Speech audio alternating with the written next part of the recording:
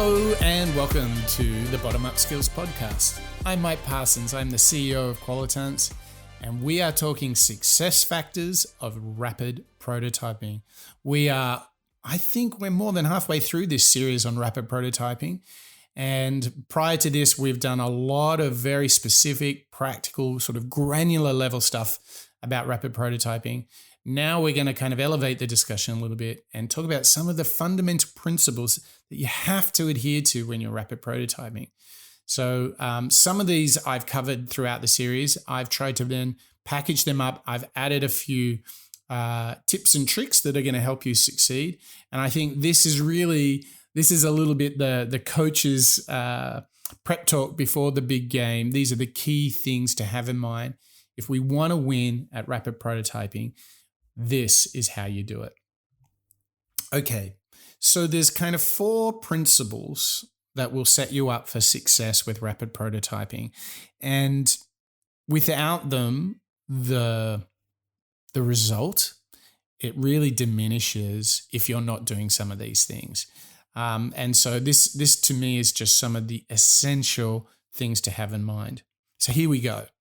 Number 1, direct experience. Number 2, always be testing and learning. 3, create compound effects. And number 4 is create user-to-user recruitment. Okay, I'm going to break those down. And I know I zipped through them. Let's go through the first one, direct experience. It is just so essential that you create a moment that looks like, feels like, as close to how people would use the product, the finished product in real life. So it's got to stimulate their senses. You've got to give them a task. You've got to evoke this direct experience. Said differently, please do not allow your rapid prototyping session fall into some sales chit chat. I'm pitching your idea, sound good. You're not pitching. You're creating a direct experience. Really test the idea. Don't just talk about it or guess. This is not a PowerPoint conversation. This is rapid prototyping. So that's number 1, direct experience.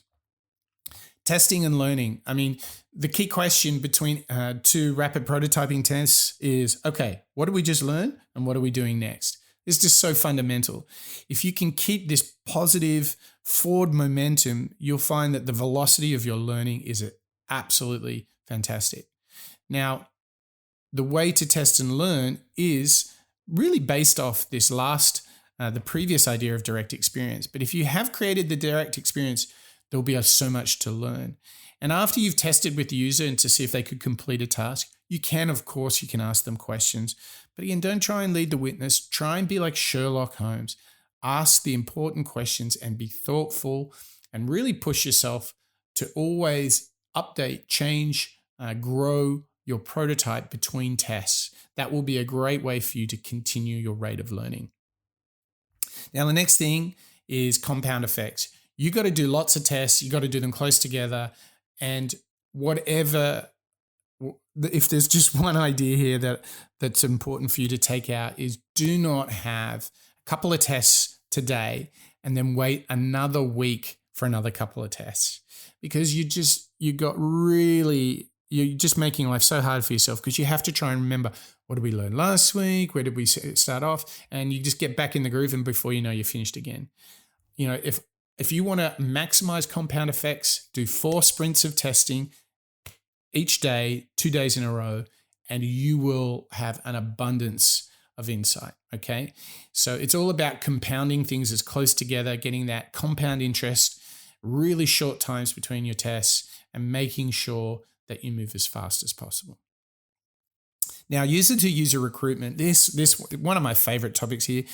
If you've got a product that's really starting to come together and you think, well, it's looking pretty good, I think we don't need to test too much more. Aha, gotcha. Yes, you do.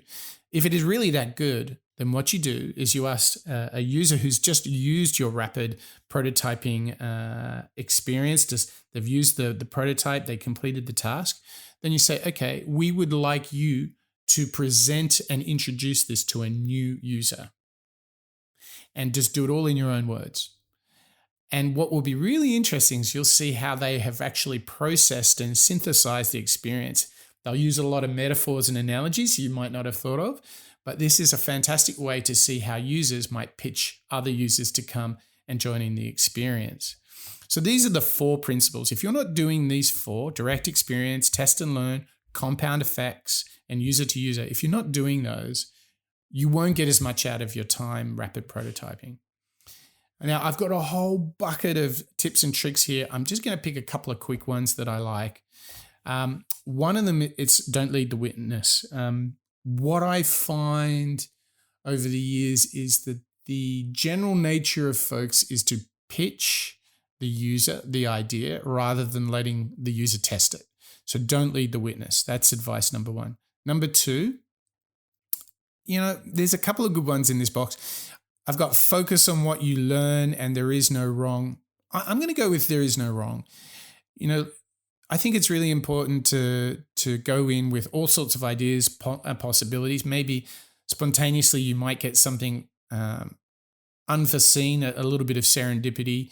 I think sometimes when people hear about a test, they think about, compliance or something like that. No, there's really no wrong here because, one of the ways I think about when a user doesn't like a feature and it's confirmed by several users, well, I'm like, great, we saved ourselves the time of building a feature that they don't want. I mean, that's a good way to think about it. There is no wrong. Just go and be positive, be open. Last one here is balance your talking and doing ratio.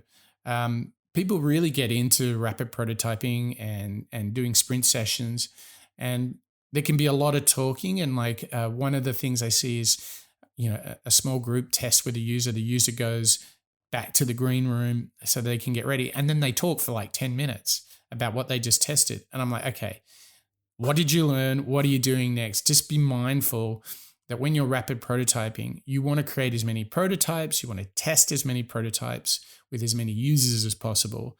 And we all have a habit of getting pretty excited and talking a bunch. And then that just means you're not doing. So there you have it. 4 principles, a couple of quick tips to set you up for success with rapid prototyping. You can see the entire list of tips and tricks for rapid prototyping over at bottomup.io. Make sure you get the Rapid Prototyping Masterclass.